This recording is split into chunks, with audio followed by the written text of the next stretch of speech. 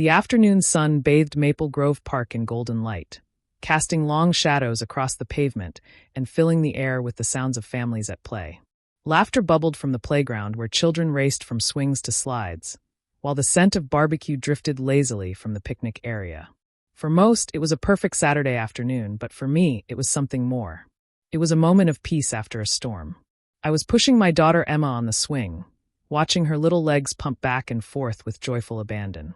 Her curly brown hair flew behind her like silk ribbons, and her laughter, pure, untamed, washed away the weight I'd carried all week. Being county sheriff wasn't an easy job.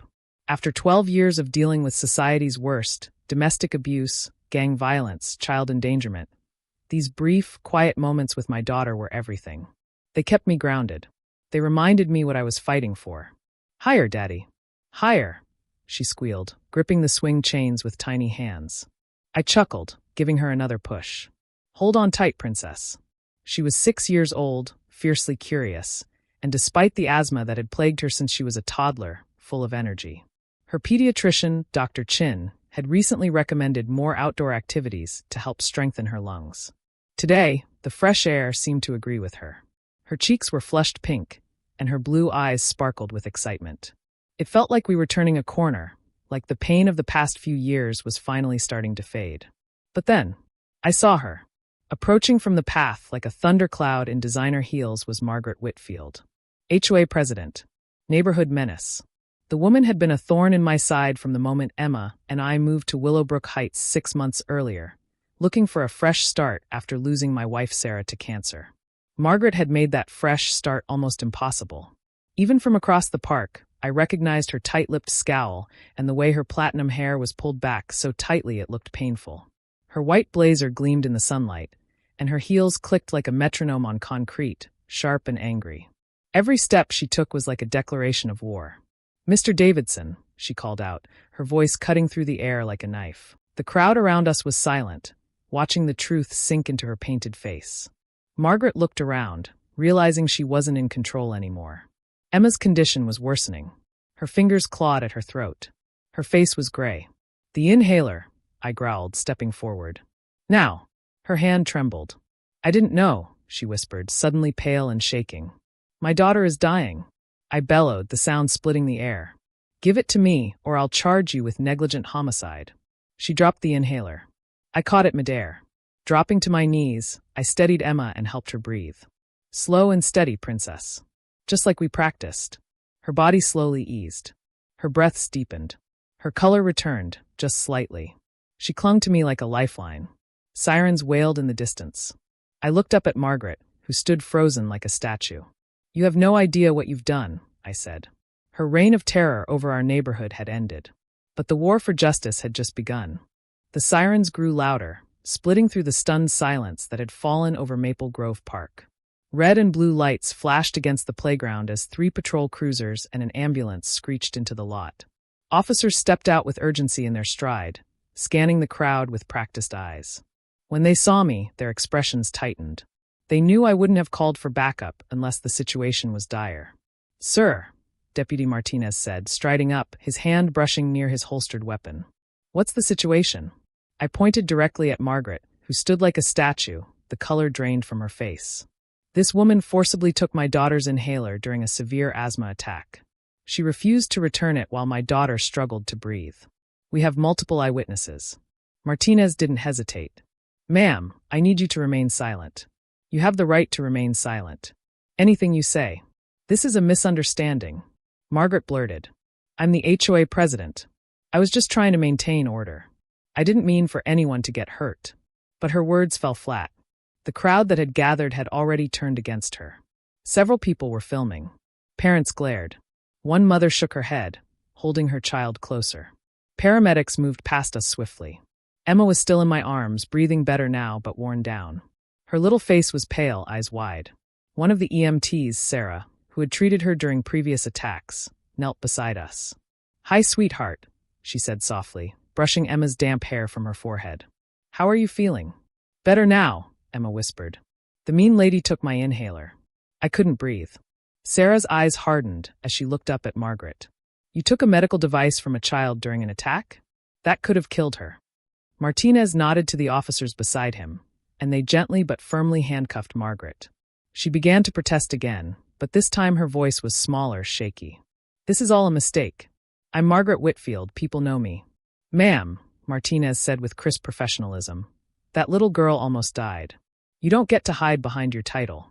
As the paramedics checked Emma's vitals, I held her close, heart still hammering.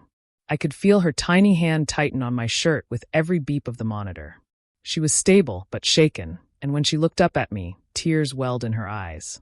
"Daddy, why did she hate me so much?" The question cracked something inside me.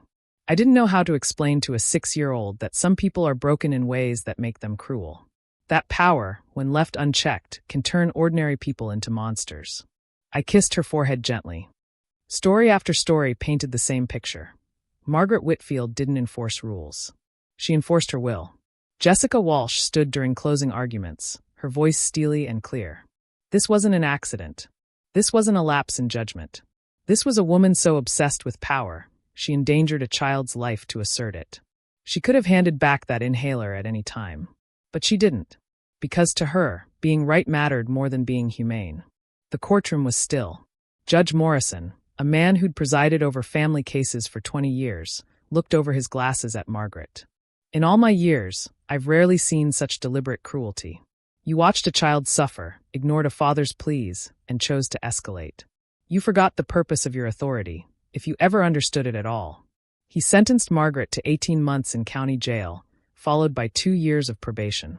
She was ordered to pay for all of Emma's medical expenses, complete 500 hours of community service at a children's hospital, and attend mandatory anger management therapy. A permanent restraining order barred her from any contact with our family. As she was led away in cuffs, Margaret glanced back at me, her eyes wide with desperation. "Please, Sheriff Davidson. I have a reputation. I was up for re-election." I didn't respond. My only focus was Emma, who was at home, safe, breathing freely. When I walked through the front door that evening, she ran into my arms. "Daddy, did she go to jail?" "Yes, baby. She did." "Good." We spent the rest of the evening curled up on the couch. Emma snuggled under her favorite blanket, a bowl of popcorn between us as a Disney movie played in the background. She seemed lighter, brighter, safer. During a quiet moment, she looked up at me with those big, knowing eyes. "Did you protect me today?" "Always, princess," I said, pressing a kiss to her forehead. "Always." The world had finally seen Margaret Whitfield for who she really was. But more importantly, they'd seen something else. A little girl's courage. And a father who would stop at nothing to protect her. The courtroom buzz eventually faded, but the changes it sparked had only just begun. Margaret Whitfield, once the iron-fisted face of our HOA, was gone, disgraced, sentenced, and barred from ever contacting my family again. And in her absence, something incredible started to bloom in our neighborhood. It started slowly. The new HOA leadership, free from Margaret's shadow, called me in for a meeting. This time, it wasn't about citations or violations. It was about rebuilding. Robert Chin, now the acting president, sat across from me in my office, accompanied by the other board members. There was no defensiveness, no smugness, just quiet determination. "We want to show the community that we're serious about change," he said. "We've restructured how the board operates. No more unilateral decisions. Every action must now pass community review." He continued, outlining reforms that included a resident grievance process, emergency response training for board members, and new protocols for approaching families. It was a complete overhaul, the kind of transformation few expected so soon. Then he said something that caught me off guard. "We've also created a scholarship fund," he said, "for children with chronic medical conditions. It's named after Emma." For a moment, I couldn't speak. My throat tightened as emotion surged up. The thought of my daughter's name being attached to something so selfless, so powerful. It was overwhelming. "There's one more thing," he added. "The board has voted unanimously to offer you a position as community safety advisor. Volunteer, of course. But your guidance, your leadership, it's something we need." I took a deep breath and nodded slowly. "I'll consider it." That night, over dinner, I told Emma. Her face lit up with curiosity. "You'd help keep the neighborhood safe?" "That's the idea," I said. "What do you think?" She tilted her head thoughtfully, the way she did when she was really thinking. "Will it help other kids?" "It might. Then you should do it." I smiled, pride welling up inside me. She had been through something no child should experience, and yet here she was, still kind, still thinking of others. She was my daughter, but she was also something more, a quiet hero. Over the next year, the neighborhood changed in ways no one had thought possible. The HOA shifted its focus from punishment to community building. Family fun days replaced fine notices. A community garden was planted, tended by both kids and seniors. A first aid and CPR response team was trained and deployed for emergencies. The fear that once clung to the neighborhood like a fog was gone. In its place, laughter and connection bloomed. Emma flourished. With a new treatment plan and regular checkups, her asthma became manageable. She made friends easily, real friends. And for the first time in a long while, I saw her run, jump, and laugh without worry. She loved visiting Mrs. Rodriguez, the sweet elderly woman from the park, who had become like a grandmother to her. Sometimes, on evenings when I had to stay late at the department, Mrs. Rodriguez would host movie nights and bake sugar cookies that always made Emma smile. People no longer whispered when they passed us in the park. They came up to talk, to say thank you, to ask how Emma was doing. They remembered what had happened, not as gossip, but as a turning point. Her story had sparked something real. And then, 6 months after the trial, came a call from the governor's office. Emma's story had inspired proposed legislation requiring HOA boards across the state to receive mandatory training in emergency response and children's rights. The bill passed both houses with overwhelming support. It was called Emma's Law. When I told her, she looked at me wide-eyed. "Does that mean kids will be safer?" "Yes," I said. "Because of you." The bill's signing ceremony was small but powerful. As the governor handed Emma a framed copy of the law, she clutched my hand and whispered, "I did a brave thing, didn't I?" "You did the bravest thing," I replied. Our community, and others across the state, were never the same. We didn't just prevent future tragedies. We created something beautiful from something almost unforgivable. One afternoon, just as the summer sun dipped low in the sky, Emma tugged at my hand and asked to visit the park again. We hadn't been back since the day of the incident. I hesitated at first. The memories still clung like shadows. But she insisted. We walked slowly, hand in hand. The playground was filled with children again, laughing, shouting, playing freely. The air felt lighter somehow, more open. When we reached the swings, Emma stopped. There, just beside the swing where it all happened, stood a small, polished plaque installed by the new HOA board. It read, "Asterisk, in memory of all children who deserve to play safely. Dedicated to Emma Davidson and her courage." Asterisk. Emma stared at it for a long moment. Then she turned to me. "Can I swing here again?" "Of course, princess. This is your park too." I gave her a gentle push, and she swung back and forth, laughing as the wind caught her hair. The golden light bathed her face, and in that moment, everything felt whole again. "Higher, Daddy. I want to touch the clouds." "Hold on tight," I said with a smile. "We'll reach them together." As I stood there, pushing my daughter, I realized how much had changed, not just for us, but for everyone. The park, once a place of trauma, had become a symbol of hope. The swing was no longer just a swing. It was a place of healing. A place where a little girl reclaimed her joy. The media eventually moved on. The online videos faded from trending lists. Margaret's name, once synonymous with HOA overreach, was replaced in memory by what followed: community resilience, justice, and reform. She served her full sentence and moved out of state. No one ever heard from her again. But Emma's legacy remained. She grew stronger each day, not just physically, but emotionally. Sometimes she would ask about that day in the park, not with fear, but with curiosity. I never lied. I told her the truth. That bad things sometimes happen. That people sometimes let power go to their heads. But that good people can stop them. That families stick together. That courage doesn't mean being unafraid. It means doing the right thing even when you're scared. Our story, her story, began with cruelty. But it ended in community. The swing set where it all began now stood as a beacon of everything we had overcome.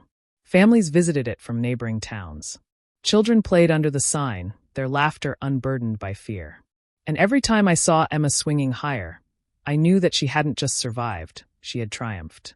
As the years passed, she never stopped caring about others. She'd ask if the scholarship fund was helping kids. She wanted to write thank you cards to the paramedics. She even suggested hosting a kindness day in the park, where everyone gave out free lemonade and notes of encouragement. I had faced down criminals, protected victims, survived the worst humanity had to offer. But nothing made me prouder than watching my daughter choose compassion, again and again. And when we returned to that park in the years that followed, the message engraved near the swings always reminded me of what truly mattered.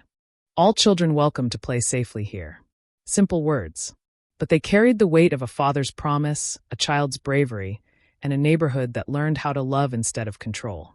Somewhere out there, other families would face challenges. Other children might feel unheard or unseen.